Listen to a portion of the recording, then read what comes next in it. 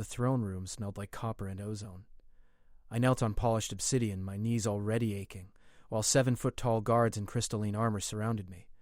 Their weapons hummed with energy I couldn't name. Above, on a dais that seemed carved from a single piece of starlight, sat Queen Velshera of the Kashari Empire. Her 4 eyes tracked my every breath.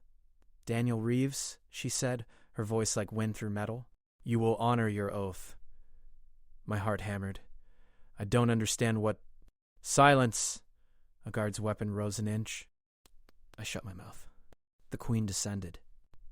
Each step echoed. She wore armor that shifted colors with the light, purple bleeding into silver, bleeding into gold. Her skin was pale blue, veins glowing faintly beneath. She stopped 3 feet away. 23 Earth years ago, you made a binding promise to my daughter.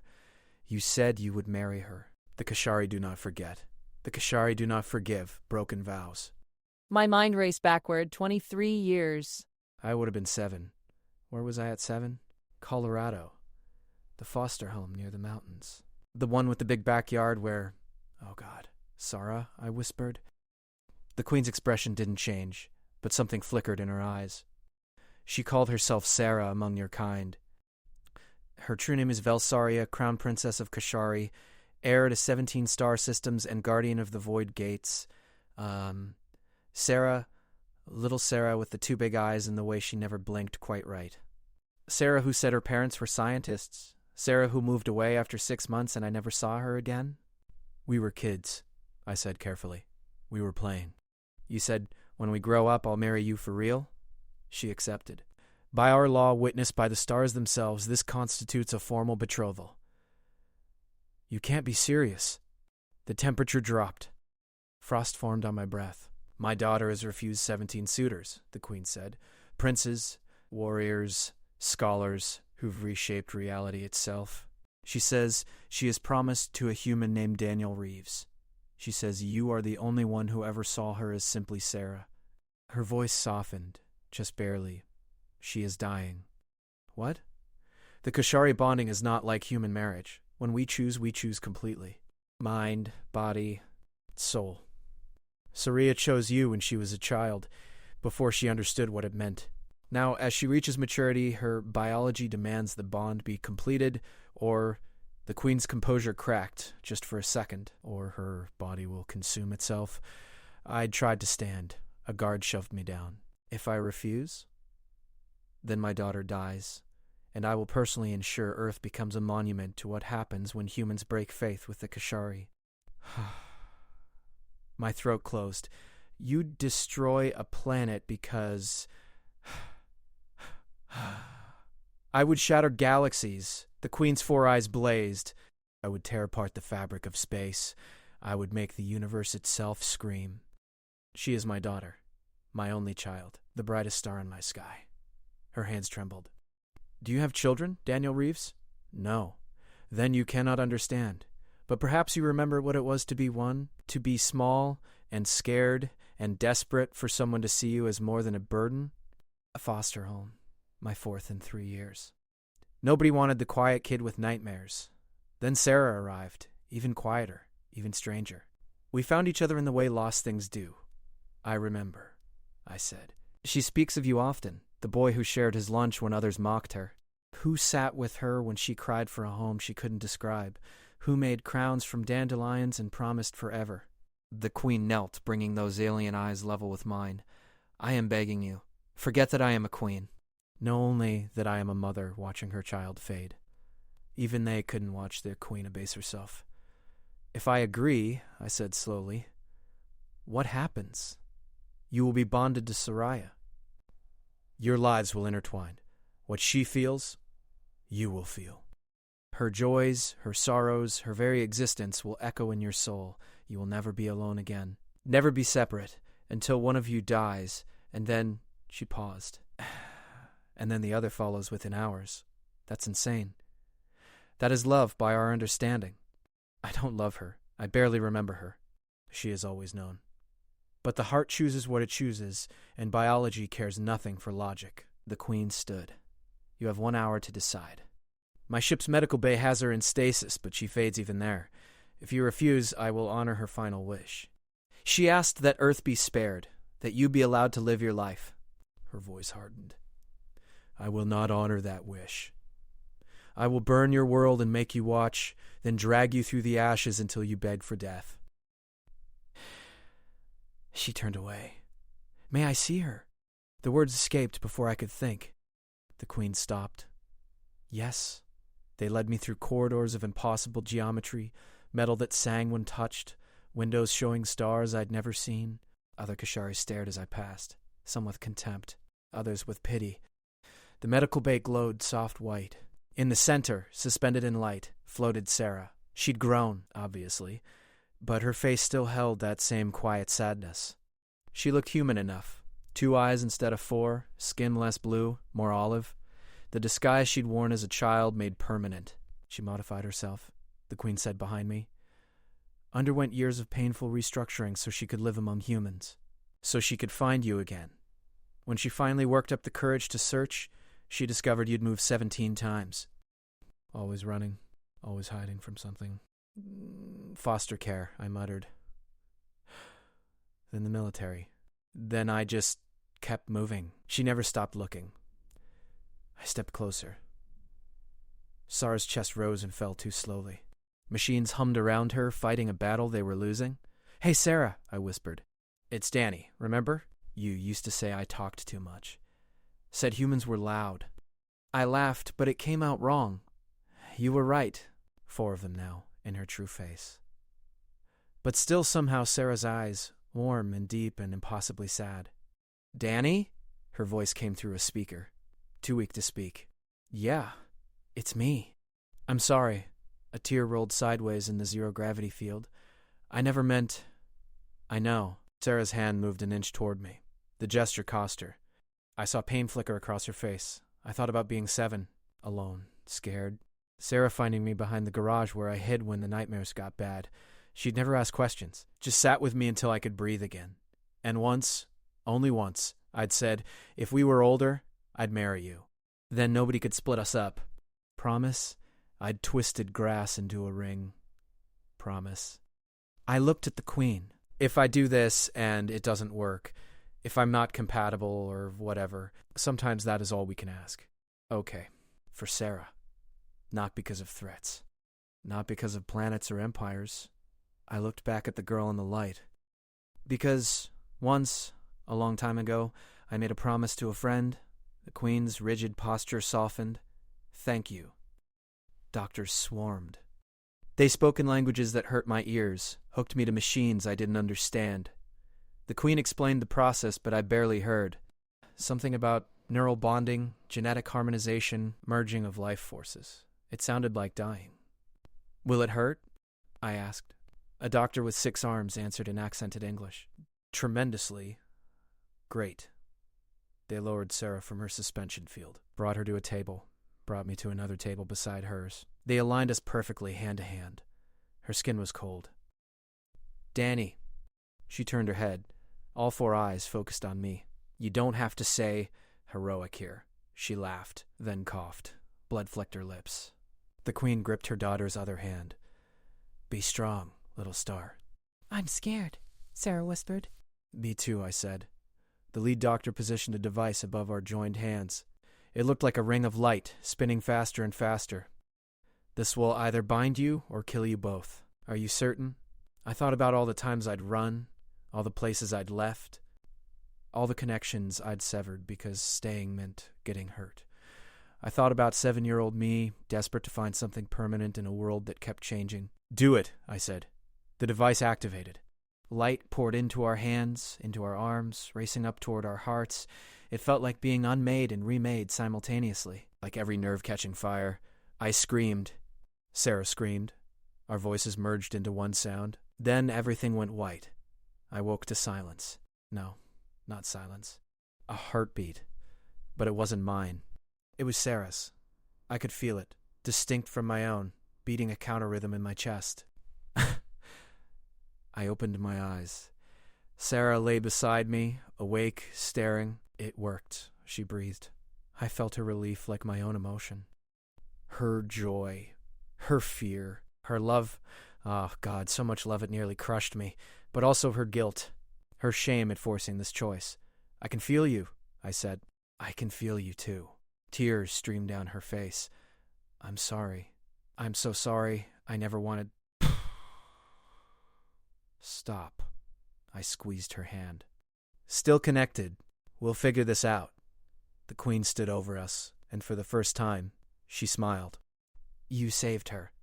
We saved each other," Sarah said, looking at me. And I felt the truth of it. In those moments of binding, I'd touched her loneliness, her years searching for the one person who'd seen past her strangeness, and she'd touched mine. All my running, all my fear of connection, she'd felt it and chosen me anyway. "What now?" I asked. Now the Queen said, "You learn what it means to be Kashari. You learn your new role. And together, you face a universe that will not understand what you've become." Sarah gripped my hand tighter. Through the bond, I felt her determination, her hope, her absolute certainty that whatever came next, we'd face it together. "Okay," I said. "But fair warning, I still don't know what I'm doing." Sarah laughed, and I felt it echo in my chest. "Neither do I. But, Danny? Thank you for keeping your promise." I looked at the girl I'd given a grass ring to 23 years ago. The girl who'd become a princess, who'd transformed herself and searched across galaxies for the friend who'd shown her kindness. "Always," I said. And meant it. The Queen called for celebration. The medical staff cheered. Guards who'd looked ready to execute me now bowed with respect. But I barely noticed. I was too focused on the feeling of Sarah's presence inside my mind. Not invasive, not overwhelming, just there, a constant warmth. A reminder that I wasn't alone anymore. She squeezed my hand. I squeezed back. Whatever came next, empires, politics, the weight of a promise made by a child, we'd handle it. Together, the way we should have been all along. Sarah's recovery took days. The doctors monitored our bond constantly, marveling at the stability. Apparently most bondings showed some rejection, some friction between incompatible minds. Ours showed none. The doctors theorized that the connection we'd formed as children, brief as it was, had laid groundwork that made our minds compatible. "Destiny," the Queen declared. "Luck," I countered. "Does it matter?" Sarah asked, sitting up in bed. Color had returned to her skin. Her eyes, all four, shone bright. Through the bond, I felt her amusement. And something else. Curiosity. She was exploring my mind gently, carefully, like someone walking through a museum. I tried doing the same, touched the edges of her consciousness.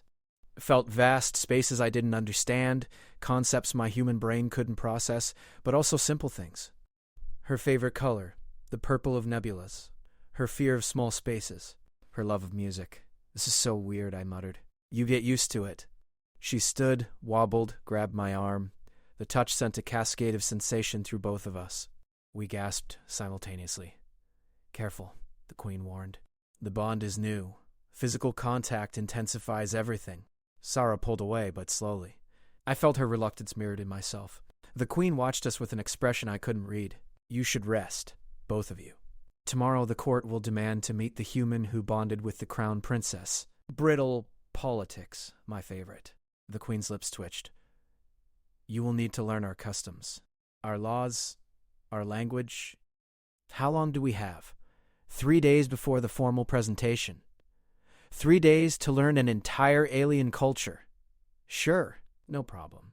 I felt her find my sarcasm endearing. "I'll teach you." "We have an advantage now." She tapped her temple. "I can show you directly." She was right. Over the next 72 hours, Sarah poured knowledge into my mind through the bond. Not in words, but in concepts, feelings, experiences. I learned to distinguish between the 17 ranks of Kashari nobility by the harmonics of their titles.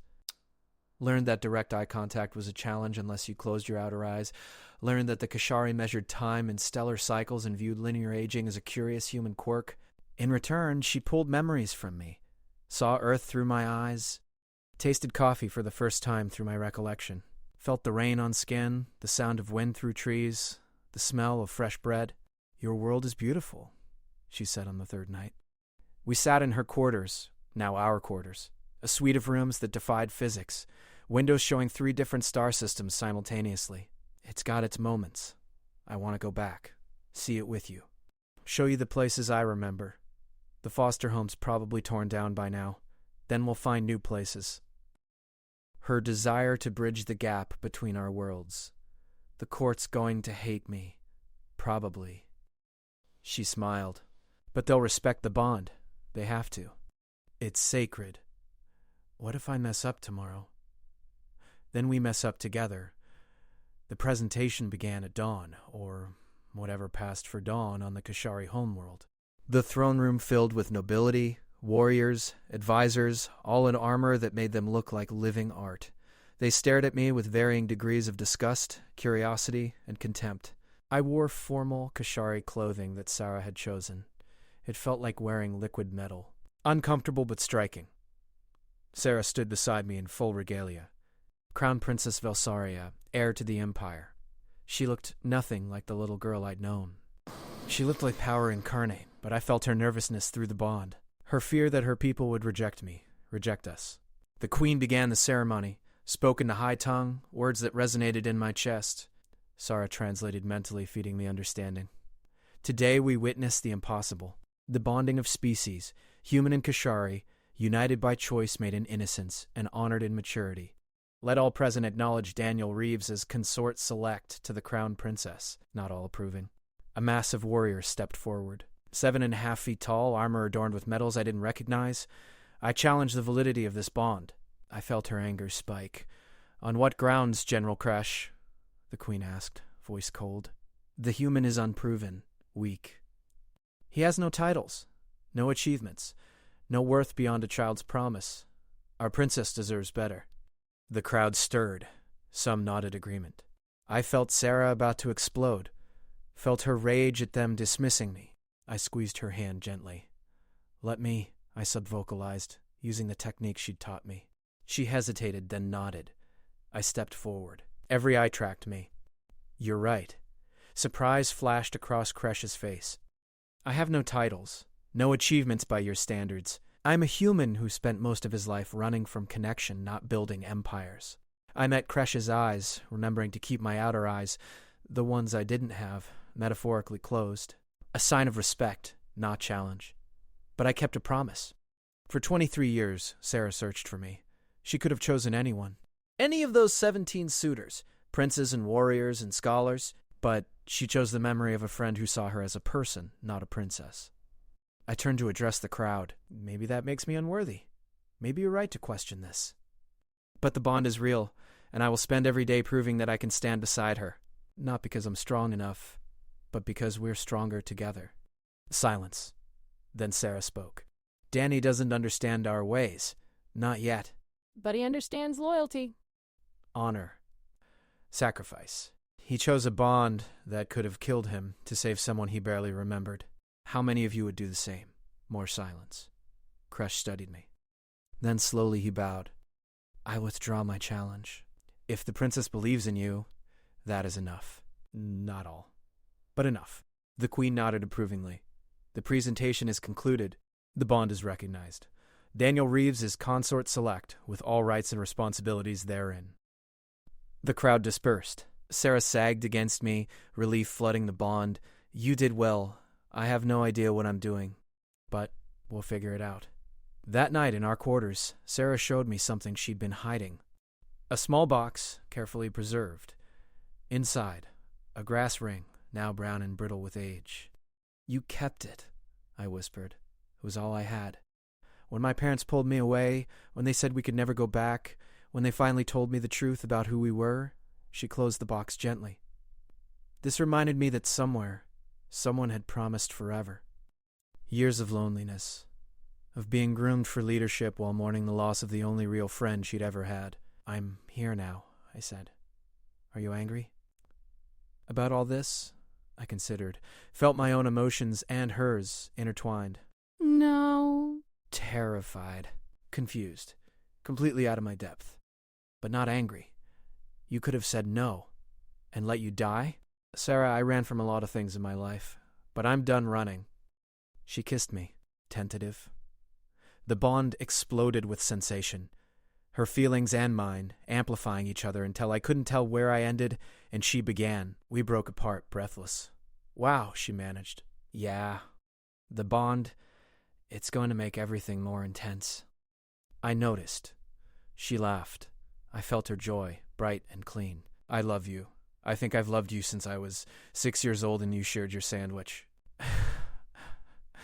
It was peanut butter and jelly. It was perfect. I pulled her close, feeling her heartbeat synchronize with mine. 2 rhythms becoming one. I don't know if I love you yet. The bond makes it hard to tell what's real and what's... We have time, do we? Your mother mentioned responsibilities. Sarah's expression sobered. There's a war coming. The Kashari have enemies. With the bond complete, I'll be expected to take a more active role in command. And you'll be expected to stand with me. War. Great. You were military. I pushed papers and fixed trucks. I'm not a warrior. Neither was I, until I had to be. She touched my face. We'll learn together, like everything else. Through the bond, I felt her fear of the future, but also her hope, her absolute certainty that together we could face anything. Maybe she was right. The weeks that followed were a blur of training, studying, and public appearances. Sarah taught me to fight Kashari style, using leverage and speed rather than strength. I taught her about Earth military tactics, human psychology, the importance of coffee.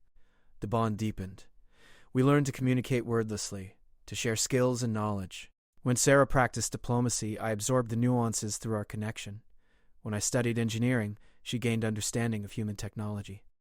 The court slowly accepted me, or at least stopped openly questioning my presence. Then the attack came. I was in the training hall sparring with an instructor when alarms screamed. Sarah's fear crashed through the bond, nearly dropping me to my knees. Danny! The palace is under attack. I ran. Kashari guards rushed past, shouting in the high tongue. Explosions rocked the building. Through windows, I saw ships, smaller, faster than Kashari vessels, pouring fire into the shields. I found Sarah in the command center, surrounded by holographic displays. The Queen stood beside her, issuing orders in rapid-fire commands. What's happening? I demanded. The Zethkar Collective, Sarah said, not looking away from the displays. They've chosen now to strike when the palace is vulnerable during the bonding celebrations. How many ships? 40. Maybe more. Can you fight, human? Tell me what you need. Guard my daughter. If we fall, get her to the evacuation ships. Mother, Sarah protested. That's an order, princess. The palace shook. A display showed shields at 60%. 50. 40. They're targeting the throne room, an officer reported. They mean to kill the royal line. All personnel fall back to secondary positions, protect the princess at all costs. Sarah gripped my hand, her fear bleeding into my own. We can't just run. We're not. I pulled up a display studying the attack pattern. Human instinct, human tactical training flooding through the bond to Sarah's Kashari strategic understanding. Together, we saw it. They're hurting us, Sarah said. Toward the east wing, I finished. Traps, we said simultaneously. The Queen looked at us, startled. How do you know? We just do. Sarah pulled up different displays. Look. Every attack pushes our forces exactly where they want us. Quote, then we don't go. The Queen adjusted her orders. All forces redirect to western positions. Prepare for... The eastern wing exploded. If we'd followed the attack pattern, if Sarah and I hadn't seen the trap, the royal guard would have been annihilated. The Queen stared at us. The bond. Your thinking is one. Apparently. I felt Sarah's mind racing, processing battle scenarios faster than I could follow. But my human experience, my different perspective, added dimensions her Kashari training lacked. Together, we formulated a counterattack. Here, Sarah pointed. They're exposed on the northern approach. They won't expect fighters that small, I added, seeing what she meant. They're built for capital ships. The Queen caught on immediately. Launch the interceptors. All of them. Swarm formation. Within minutes, hundreds of small Kashari fighters poured from hidden bays. The Zethkar ships tried to adjust, but they were too slow, too focused on the big targets. The interceptors tore into them. Sarah and I coordinated the defense, our shared consciousness processing information from a dozen sources. Where I saw weak points, she understood how to exploit them. Where she recognized enemy patterns, I anticipated their next moves. The battle turned. Within an hour, the Zethkar were in full retreat. The The command center erupted in cheers. Guards who'd questioned my worth now looked at me with respect. The Queen approached slowly. You saved us, both of you. Sarah leaned against me, exhausted. The bond. It let us think beyond our limitations, humanity and Kashari united. The Queen looked thoughtful. Perhaps this bonding was not just fate. Perhaps it was necessity. Our bond allowed us to process information in ways no single being could. We advised on military strategy, negotiated treaties using combined emotional and logical reasoning, solved problems that had stymied Kashari scholars for decades. We also fell in love, real love, separate from the bond's intensity. I fell for her laugh, her stubborn refusal to accept easy answers, the way she hummed old Kashari songs when she thought I was sleeping. She fell for my bad jokes. My insistence on breakfast rituals, the way I still saw her as Sara, not the crown princess even when she wore the full regalia of her station. One night, 6 months after the bonding, we stood on a balcony overlooking 3 moons rising simultaneously. Do you regret it? Sarah asked quietly. Regret what? Giving up your old life? Your world? Your freedom? I miss Earth sometimes. Miss simple things. Rain. The smell of dirt after it rains. I pulled her close. But no, I don't regret this. Not really. I chose it in the throne room. I chose it every day since. I turned her to face me. Sarah, I love you. Not because of the bond, not because of biology, because you're brilliant and fierce and kind, and you kept a grass ring for 23 years. She cried. I felt her tears as my own. I love you too, she whispered. My Danny, my promise keeper. We married officially in a ceremony that blended human and Kashari traditions, the Queen cried. Crash, who had become a friend, stood as my honor guard. Representatives from Earth attended, diplomats who were still trying to understand how one of their own had become royalty. My vows were simple. I promised to stand with you, to see you, to keep choosing you, every day, forever. Sarah's were equally simple. I promised to love the boy who shared his lunch, and the man who saved my life. I promised to bridge our worlds. I promise forever.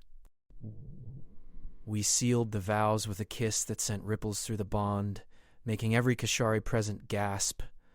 They felt it too, our joy radiating outward. That night, alone in our chambers, Sarah showed me a gift, a new grass ring, woven fresh. To replace the old one? I asked. To go with it. Past and present. Promise and fulfillment. I slipped it on her finger alongside the formal bonding ring the Queen had given us. When we have time, I said, I want to take you to Earth. Show you mountains, oceans, all the things you felt through my memories. The singing planets, the places my people treasure. She nestled against me. We'll build a life between stars, between species. Something new. Something impossible, I agreed, but real.